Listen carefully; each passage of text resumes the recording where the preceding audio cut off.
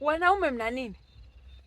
Mwanamke wako anakupenda, anakusamini, yupo nyumbani kwako ametulia tuli, ana shida, lakini wewe umeona haitoshi, wanawake zako unawaruhusu hadi waje nyumbani kwako kumdharau mke wako, lakini wewe unaungana nao kumdharau mke wako, mnamnyanyasa mke wako. Sasa leo kesi yako imenifikia na kufunga umu.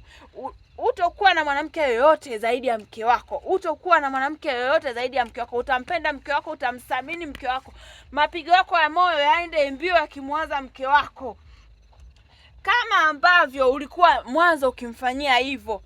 Kama ambavyo upendo wako wa mwanzo ulivyokuwa, ndivyo sasa hivi ukampende mara 100. Akili yako, mawazo yako yakampende mke wako.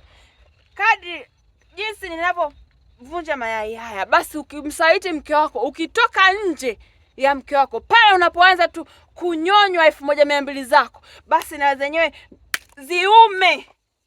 ziume, usikie maumivu makali, urudi kwa mke wako, ukamthamini mke wako, akili yako imwaze mke wako, kila kitu. Unataka upewe nini? Sasa leo nakufunga, utofanya kitu chochote zaidi kwa mke wako. Aisha, naomba niletee damu hapa.